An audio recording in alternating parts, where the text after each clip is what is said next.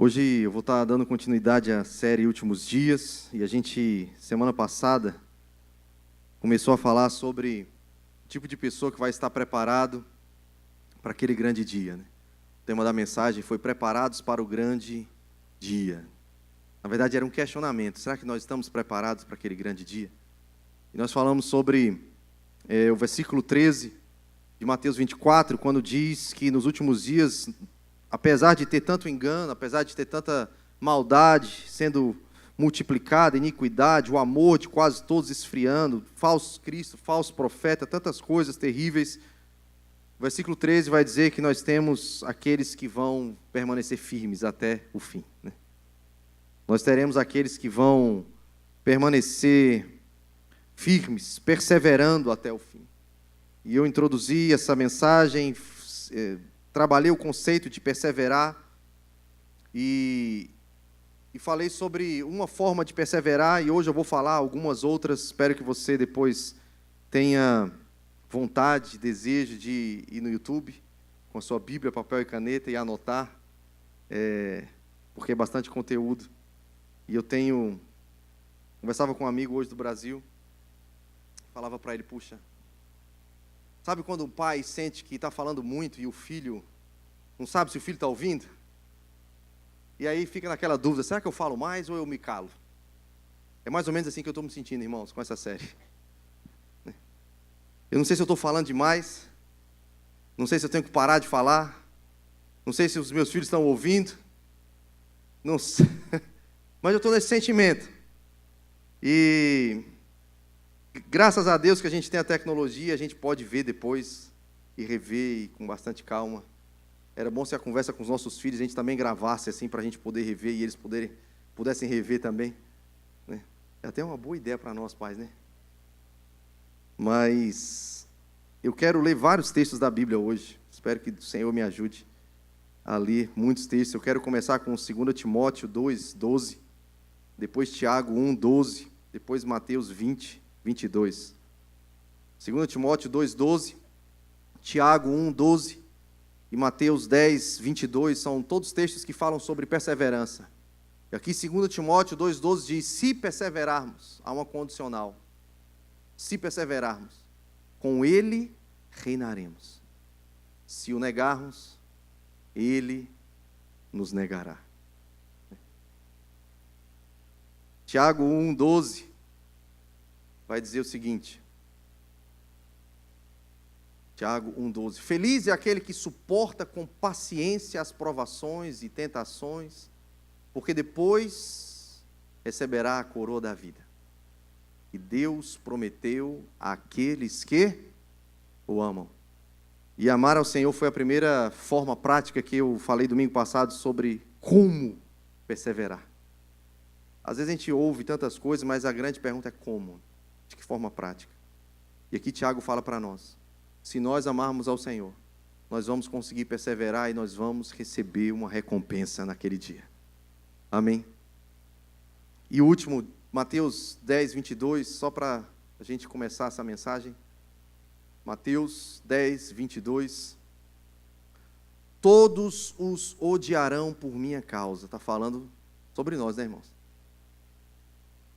Mas quem perseverar até o fim será salvo.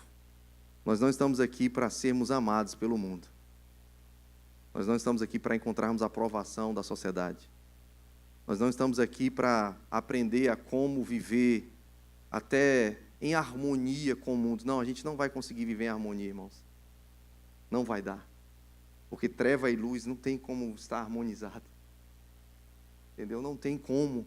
As pessoas, elas vão nos odiar. Pastor, é verdade? Não, é verdade, irmão. Se você não está sentindo, basta só você fazer uma pesquisa como tratam os cristãos da nossa geração. Na verdade, como tratam os cristãos desde o dia que o primeiro mártir, Estevão, foi apedrejado. Nós não estamos aqui... Tem um problema, irmão. Se a sociedade começar a aplaudir muito a igreja, tem um problema. A gente tem que parar. Isso não quer dizer que a gente não tem que ser relevante na cidade. Isso não quer dizer que a gente não tem que servir a cidade. Mas nós não podemos negar que há, assim como há ao lado do bem, ao lado do mal. Existem duas realidades, irmãos. Existe uma batalha espiritual sendo travada pela minha e pela sua vida constantemente. Pela minha e pela sua casa, pelos meus filhos, pelos seus filhos. Existe uma guerra por destinos. Existe uma realidade que é mais real, irmãos, do que essa mesa que a gente consegue apalpar. É uma realidade espiritual. E existe um sistema estabelecido. Tem pessoas que falam assim, pastor, mas não espiritualiza tudo. Não, a gente tem que espiritualizar tudo, porque o espiritual espiritualiza. O carnal, ele vai carnalizar tudo. O carnal, ele vai ver tudo com os olhos da carne. Não é bem assim, irmão, tem um bocado de gente que vai para o inferno por conta desse bem assim. Não é bem assim. Tem um bocado de gente que quando a última trombeta tocar, não vai ter mais jeito de falar, poxa, mas não era bem assim que eu imaginava. Mas o Evangelho diz para nós que se a gente perseverar, nós seremos salvos. Amém? Então, o primeiro ponto que eu falei para você domingo passado é como perseverar, não esfriando o nosso amor. E hoje eu vou falar, e o tema da minha mensagem hoje, ainda na série Últimos Dias, é Resgatados da Impureza.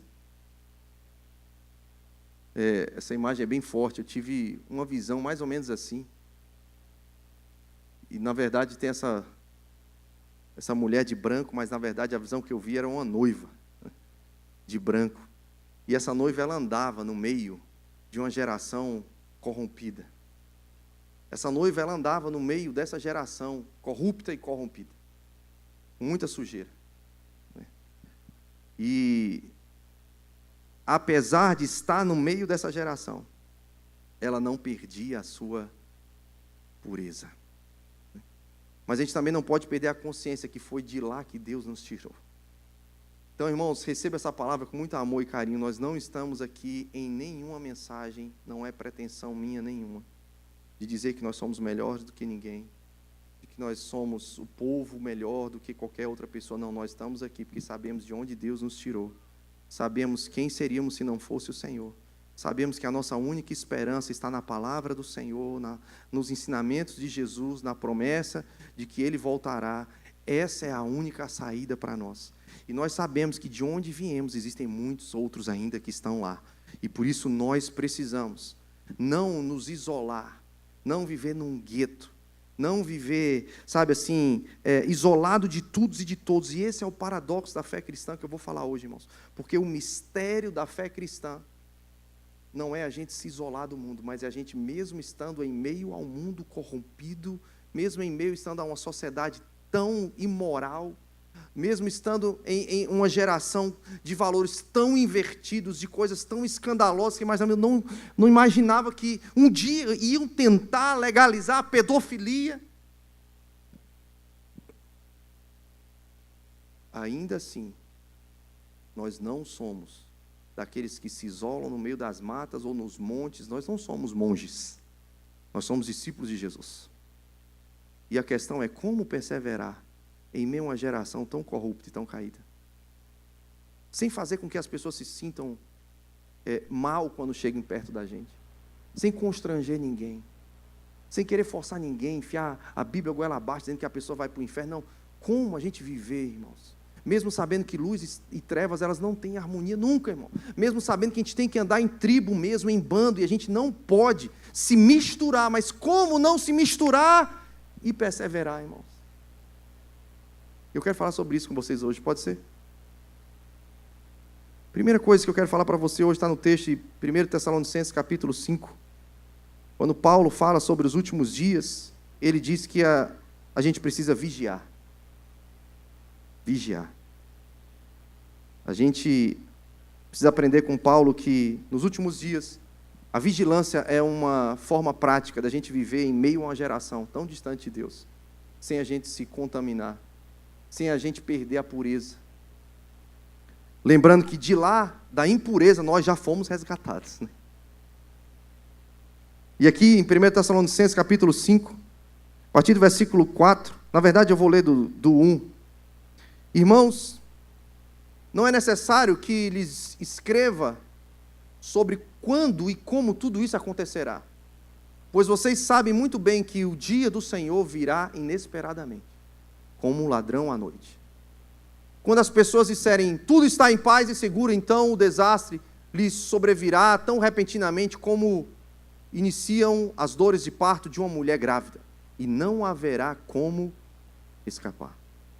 Mas vocês, irmãos, não estão na escuridão a respeito dessas coisas e não devem se surpreender quando o dia do Senhor vier como ladrão. Porque todos vocês são filhos da luz e do dia. Não pertencemos à escuridão e à noite. Portanto, fiquem atentos. Não durmam como os outros. Permaneçam atentos e sejam sóbrios. Amém? Algumas versões falam, ao invés de fiquem atentos, vigiem. Vigiem. Vigiar, irmãos, é dar atenção estrita. Vigiar é tomar cuidado. Vigiar é manter-se acordado. Vigiar é estar alerta constantemente. Vigiar, irmãos, é guardar a fé. Vigiar é proteger a nossa vida com Deus. Vigiar é ficar acordado, preservando a nossa pureza, mesmo em meio a uma geração tão impura.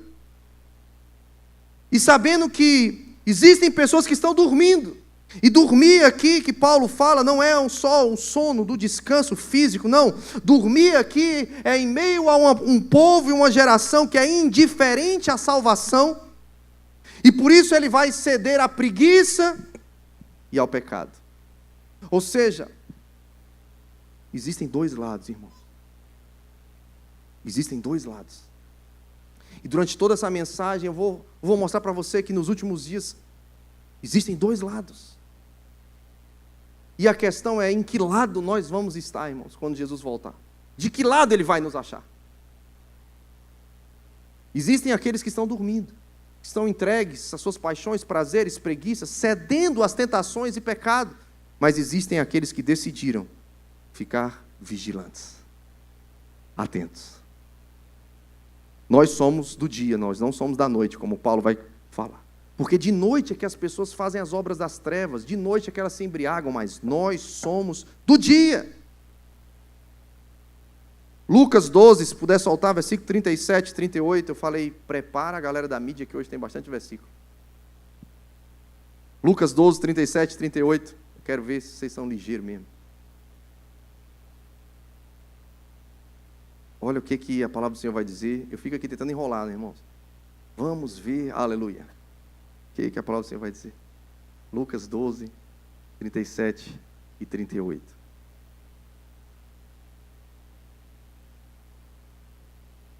Os servos que estiverem prontos, aguardando, isso aqui é Jesus contando uma parábola, depois você lê ela toda, tá? Os servos que estiverem prontos, aguardando o seu retorno, serão recompensados. Eu lhes digo a verdade, ele mesmo se vestirá como um servo, indicará onde vocês se sentarão e os servirá enquanto estão à mesa. Quer ele venha no meio da noite, quer de madrugada, ele recompensará os servos que estiverem prontos. Esse texto está dizendo que o nosso estado de prontidão, irmãos, algumas versões falam, quer ele venha na segunda ou na terceira vigília, se nós formos pegos vigilantes, nós não seremos pegos de surpresa.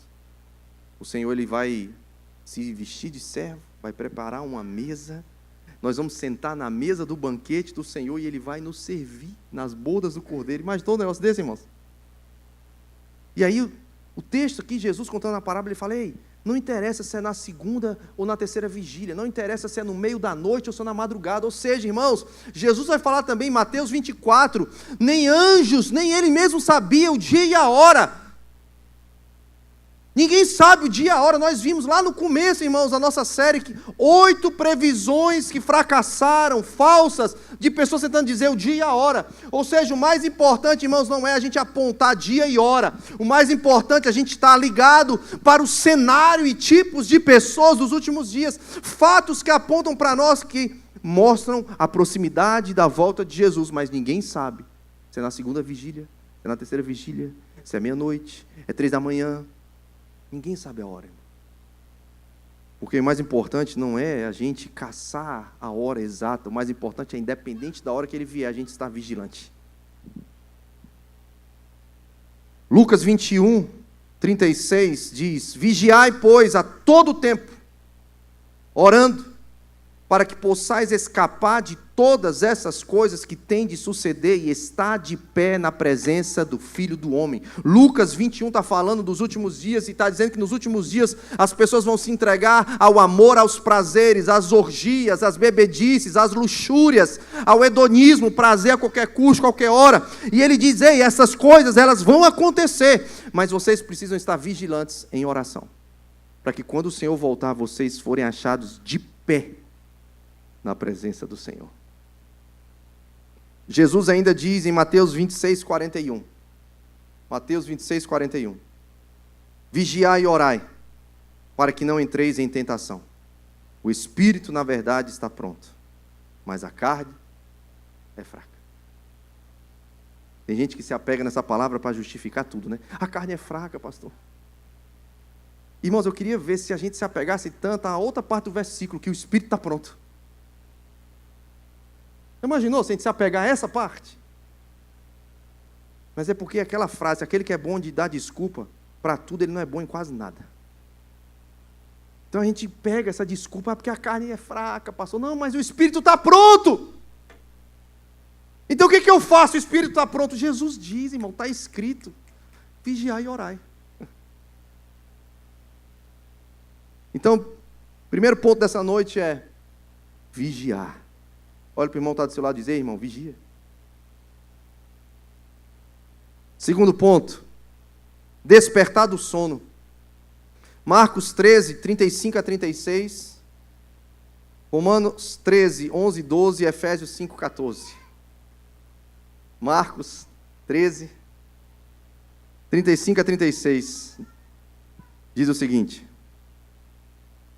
vocês também devem vigiar, pois não sabem quando o dono da casa voltará, à tarde, à meia-noite, de madrugada, ou ao amanhecer, que ele não os encontrem como? Dormindo, quando chegar sem aviso. Ou seja, irmãos, precisamos vigiar, e se tiver alguém dormindo, é hora de despertar. Não tem tempo para a gente dormir mais, irmãos. E é isso que Paulo vai falar em Romanos 13, versículo 11 e 12. Paulo vai dizer o seguinte, Romanos 13, verso 11 e 12. Tudo isso é ainda mais urgente, porque vocês sabem como é tarde. O tempo está se esgotando. Despertem, pois nossa salvação está mais próxima agora do que quando cremos no início. Verso 12, a noite está quase acabando, e logo vem o dia. Portanto, deixem de lado as obras das trevas como se fossem roupas sujas, e vistam a armadura da luz. Paulo diz, é hora da gente despertar do nosso sono espiritual, irmãos. Ah, pastor, eu sou crente há tanto tempo. Não, irmãos, é hora da gente parar de brincar de ser crente. A noite está findando, né? A volta de Jesus se aproxima. E Efésios 5, 14, ainda sobre despertar do sono, Paulo, eu acredito que ele dá um grito quando escreve esse texto. Ele diz, pois a luz torna visíveis todas as coisas, por isso se diz, desperte você que dorme, levante-se de entre os mortos e Cristo o iluminará. Vamos continuar só um pouquinho mais aí, Efésios, que eu amo esse texto, Efésios 5. Põe no versículo seguinte, dá para botar? Não? Deixa eu ler aqui no meu então, rapidinho. Olha o que Paulo continua falando, Efésios 5, 14, aí, olha o 15. Portanto, vede prudentemente como andais, não como necios, e sim como sábios, remindo o tempo, porque os dias são maus. Por essa razão não vos torneis insensatos, mas procurai compreender qual a vontade do Senhor. E não vos embriagueis com vinho, no qual há dissolução, mas enchei-vos do Espírito. Irmãos, despertar do sono não é só a gente levar um chacoalhão no domingo à noite, não. Fala de um estilo de vida nosso prático, é como a gente vai andar. Paulo está falando, desperta tu que dormes, levanta de entre os mortos, e vede prudentemente como é que você vai andar daqui para frente. Não como nécio, ou seja, alguém insensato, mas como alguém sábio. Quem é alguém sábio? É alguém que vai remir o tempo, é alguém que vai entender que os nossos dias são curtos, irmãos.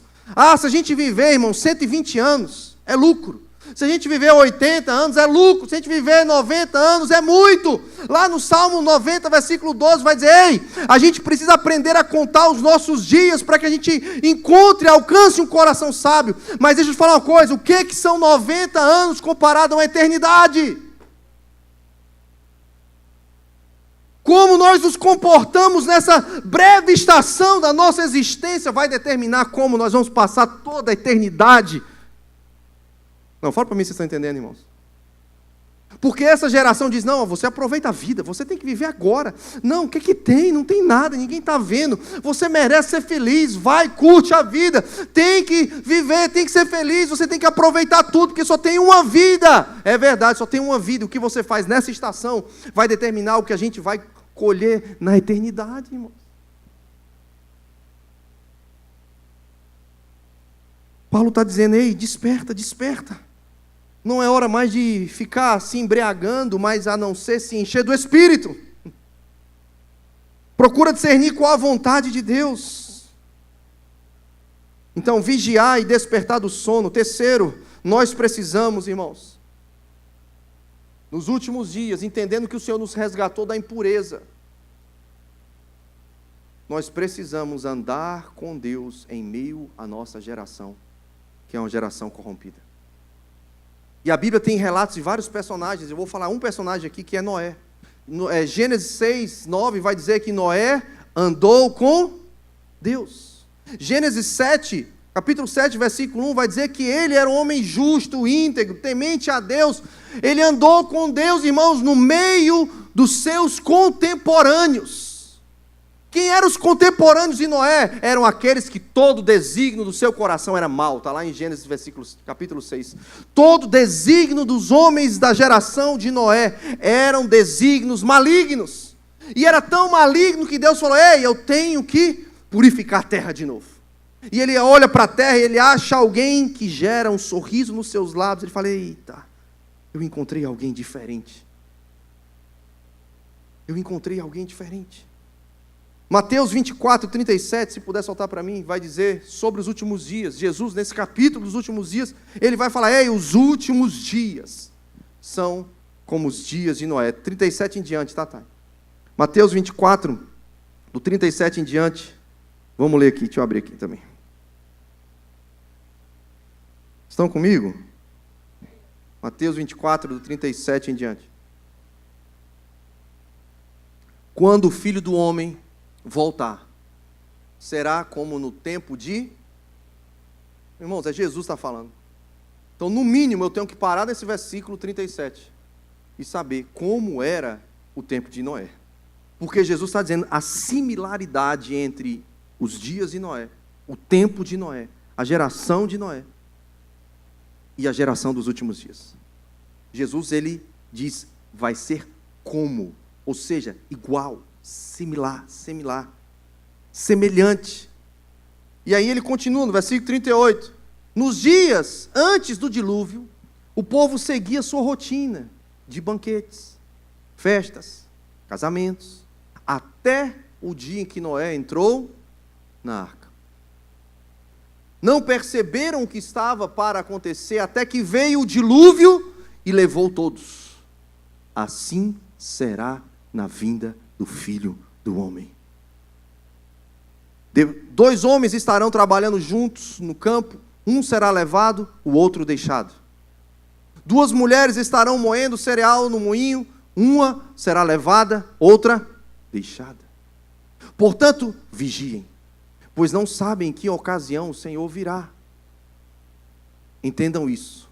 Se o dono da casa, algumas versões dizem, se o pai de família, soubesse exatamente a que horas viria o ladrão, ficaria atento e não permitiria que a casa fosse arrombada.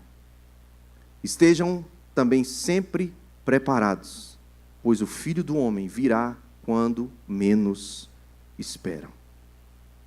Dias de Noé são semelhantes aos dias que antecedem a volta de Jesus. O texto vai falar que os dias anteriores ao dilúvio são semelhantes aos dias anteriores à volta de Jesus. E o que estava acontecendo, irmãos, antes do dilúvio chegar? Tinha uma família, Noé, a esposa, os 3 filhos, e as esposas, os 3 filhos, 8 pessoas. 8 pessoas dedicadas para construir algo, irmãos, que Deus falou para eles construírem. Hebreus 11:7 vai falar que Noé é um homem temente a Deus, divinamente instruído concernente às coisas que haveriam de vir. Aparelhou para si uma arca para a salvação da sua família. Hebreus 11:7. Nos dias que antecederam ao dilúvio, existiam pessoas, irmãos, que estavam vivendo as suas rotinas. Ô, irmão, tem uma coisa que tem atrapalhado muito o crente, sabe como é que é? Rotina. Pastor, você é contra a rotina? Não estou falando de um planejamento de rotina, eu estou falando de você achar que viver a sua rotina natural, normal, that's okay. Não estou matando, não estou roubando, não estou fazendo mal a ninguém. Assim estava a geração que antecedia ao dilúvio.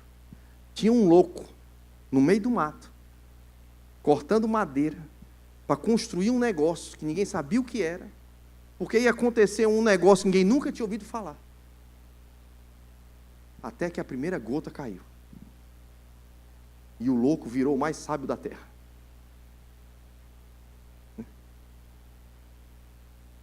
Eles estavam vivendo a rotina deles, de comer e beber.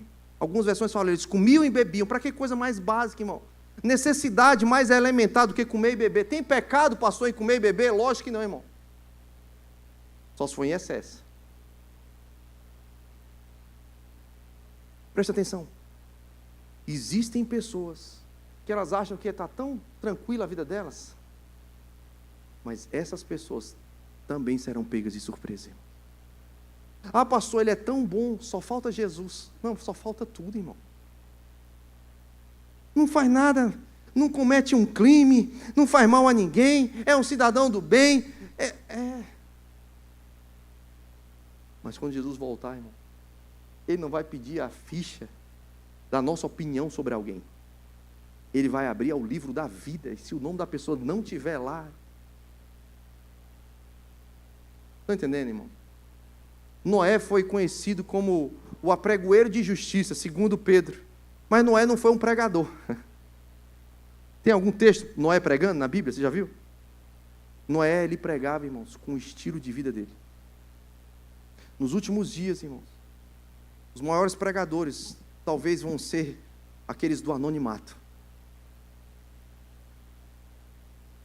Aquelas pessoas que decidiram construir uma estrutura que vai salvar o seu casamento e os seus filhos. Aquelas pessoas que ouviram a voz de Deus e decidiram andar com Deus, mesmo quando todo mundo estava indo para outra direção.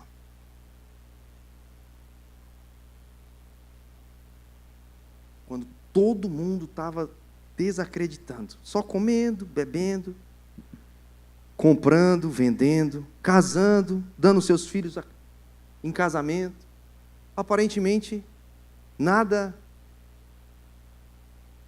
anormal. Mas se a gente volta para Gênesis 6, vai falar de algo que às vezes a rotina das pessoas não aparentam. Gênesis 6 vai falar que essas pessoas que normalmente só comiam, bebiam, compravam, vendiam, casavam e se davam em casamento, Gênesis 6 vai dizer do coração dessas pessoas. Gênesis 6 vai dizer que o desígnio do coração de todos eles era mau. Nós não estamos aqui para julgar a rotina de ninguém. Até porque a gente não tem esse poder e não é nossa função. Mas não se trata, irmãos, do que as pessoas estão vendo somente. O meu alerta para mim e para você, irmãos, é como estão as motivações do nosso coração. Como estão os desígnios do nosso coração? Eu estou vivendo só para juntar para mim? Eu estou vivendo só para realizar os meus sonhos? Eu estou vivendo só para fazer os meus negócios, comprar e vender normalmente, pensar quando é que eu vou casar os meus filhos? Não, irmãos, nós não nascemos para viver para nós, irmãos. Nós nascemos para cumprir um propósito. Deus tem algo para mim e para você. E Deus quer nos revelar isso através da sua palavra, da nossa intimidade com Ele. E naquele dia, quando Jesus voltar, irmãos, nós vamos prestar conta, não do que a gente fez, mas do que a gente deveria ter feito. Que Ele escreveu para mim e para você antes da fundação do mundo, Salmo 139, verso 16. Tem pessoas que estão vivendo na sua rotina. E aí, quando Jesus voltar, assim como o dilúvio levou todos, só restaram 8 pessoas. 8 pessoas. Os cientistas provam que toda a humanidade que existe hoje na Terra, mais de 8 bilhões de habitantes, os cientistas provam que vieram de 8 pessoas. Que doideira, né?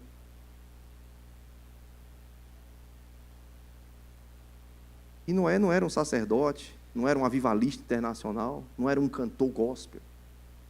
Eu acho maravilhoso que o texto vai falar que ele era um pai. Dono de casa. Talvez Noé fosse um nome comum, sei lá. Era o Zé, era o João, era alguém que não tinha um cargo, um nome, não era uma celebridade, mas alguém que ouviu a Deus. Alguém que Deus olhou para a terra em meio a uma geração completamente corrupta nas suas motivações do coração. Alguém que decidiu andar com Deus. A segunda vinda de Jesus, irmãos, ela vai ser rápida e repentina. E não haverá oportunidade de arrependimento ou barganha com Deus na última hora. As pessoas, eu vi aquela série da Record, um tempo atrás, né, que era de Gênesis, e tem uma cena da porta da arca que fecha sozinha, que é o próprio Deus que fecha a porta e abre, né? E tem a cena onde as pessoas que zombavam de Noé e da sua família, elas chegam, elas estão vendo as águas subirem o nível, e elas correm aonde está a arca, e elas começam a bater do lado de fora. Mas a porta já estava fechada. A porta já estava fechada. Assim será a volta de Jesus, irmão. Rápida, repentina. E não vai ter mais como barganhar com Deus quando a última trombeta tocar. Nos últimos dias nós teremos sim multiplicação de iniquidade, esfriamento de amor de quase todos, pessoas distraídas, incrédulas, entregues à maldade de seus corações, desejos carnais, mas existirão os Noés. Pessoas que não se corromperam, pessoas justas, íntegras, tementes a Deus, que decidiram andar com Deus, mesmo em meio a uma geração pecaminosa. O desafio do cristianismo não é se isolar, mas andar no meio dessa geração corrompida sem se contaminar. Esse é o desafio. O desafio, irmãos, de construir uma estrutura que vai salvar a nossa família.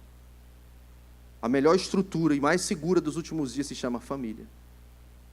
Nós estamos investindo num prédio, mas aquela não vai ser a melhor estrutura dos últimos dias. Não. Quando Jesus voltar, irmão, não é quem for achado dentro do prédio da Lagoinha que vai ser arrebatado, não.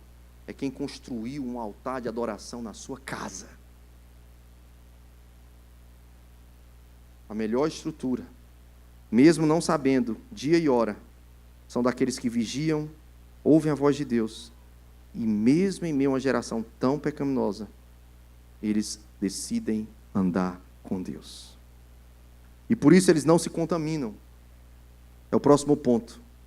Vigiar, despertar do sono, andar com Deus. E quarto, não se contaminar. Onde é que está esse texto, pastor? Apocalipse capítulo 3, vai falar sobre a igreja de Sardes. É uma história maravilhosa, a igreja de Sardes. Eu não tenho tempo para falar hoje, eu estou pensando até fazer uma série sobre as cartas de Jesus, né, para 7 igrejas. Mas aqui eu vou só pincelar um pouco sobre a igreja de Sardes. E na igreja de Sardes, irmãos, o texto vai dizer assim, a carta de Jesus para a igreja de Sardes, preste atenção. Escuta comigo. Apocalipse capítulo 3.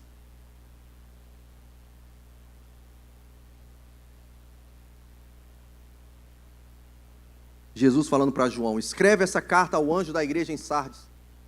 Essa é a mensagem daquele que tem os 7 Espíritos de Deus e as 7 estrelas. Sei de tudo que você faz. Você tem fama de estar vivo, mas está morto, pelo amor de Deus. Já começa a carta. Imagina você receber uma carta de Jesus e já começar com essa frase maravilhosa. Você tem fama que está vivo, mas eu sei que está morto. Tem aparência que você é espiritual, mas na verdade eu sei como é que está a sua vida com Deus. Desperte, fortaleça o pouco que resta, pois até mesmo isso está quase morto. Vejo que suas ações não atendem aos requisitos de meu Deus. Lembre-se do que ouviu e no que acreditou no princípio. Agarre-se a isso com firmeza, arrependa-se. Se não despertar, virei subitamente até você como um ladrão. Há alguns em Sardes, no entanto, que não mancharam suas roupas com o mal. Eles andarão comigo, vestidos de branco, pois são dignos. Vamos segurar aqui. Não, vai mais o 5. O vitorioso será vestido de branco. A visão que eu tive. Jamais apagarei o seu nome do livro da vida, e confirmarei diante do meu Pai e de seus anjos que ele me pertence. Quem tem ouvidos, ouça o que diz o Espírito às igrejas. Esse texto, a carta à igreja de Sardes fala de um tipo do cristão que ele não se contaminou. Fala que existiam sim pessoas que tinham aparência, mas estavam mortas. Mas que tinham aqueles que não iam se conformar com o padrão do mundo e nem se contaminaram com o falso testemunho, não daqueles que estavam fora, mas daqueles que estavam dentro da igreja de Sardes. Essa carta fala que existia um tipo de pessoa que estava congregando dentro da igreja de Sardes, que tinha aparência de espiritual, mas era só aparência. Que na verdade as suas vestes já estavam contaminadas com as impurezas da geração e daquela cidade de Sardes, que talvez um outro dia eu falo que era uma cidade orgulhosa, por conta das suas riquezas e do seu poder econômico. E viviam da sua fama do passado, e aquilo que era uma realidade daquela cidade, que um dia, outrora, foi muito poderosa, politicamente, economicamente, nas suas riquezas. Um dia foi uma cidade muito protegida, no alto de uma colina, com seus muros, protegendo para que nenhum inimigo conseguisse entrar. Mas foi um dia, foi lá no passado, já não era mais a realidade daquele tempo presente, quando Jesus escreveu para eles. E assim também, irmãos, tem muito crente que está vivendo de experiência só lá do passado. Tem gente que está se garantindo só de famas de décadas atrás. Por isso que Jesus fala: ei, é necessário você vigiar. É necessário você não se contaminar. É necessário você se guardar. Os poucos que vão se guardar, eles não vão contaminar suas vestiduras, e eles vão andar de branco. Irmão, Jesus, ele vem buscar uma noiva, e a noiva se veste de branco, irmãos. Porque branco, ele simboliza santidade, pureza. Não ser sujo, não se contaminar, irmãos. Apesar de estar inserido numa geração impura. O texto está dizendo que aqueles que não se contaminaram, eles vão se vestir de branco.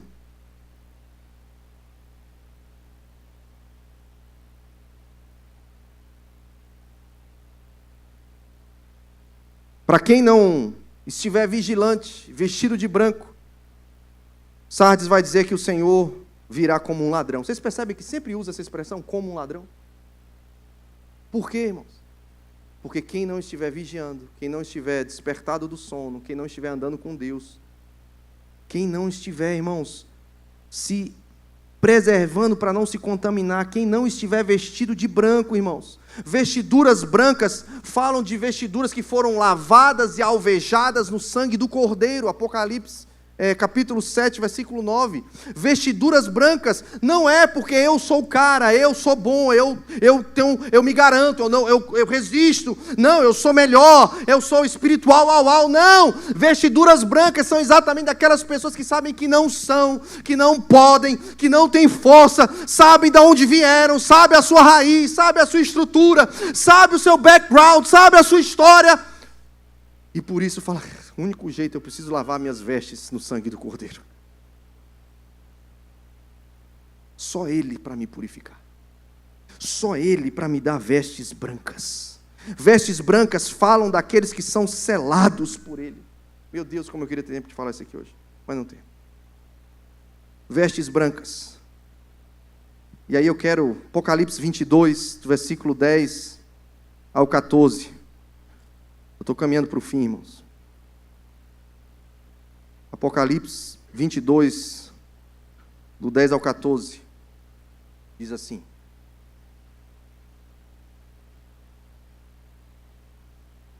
Em seguida disse, não cele ou não lacre com o selo as palavras proféticas desse livro, o Senhor dizendo para João, porque o tempo está próximo. Que o mal continue a praticar a maldade, que o impuro continue a ser impuro, que o justo continue a viver de forma justa, que o santo continue a ser santo. Vejam, eu venho em breve e trago comigo a recompensa para retribuir cada um de acordo com os seus atos. Eu sou o Alfa e o Ômega, o primeiro e o último, o princípio e o fim.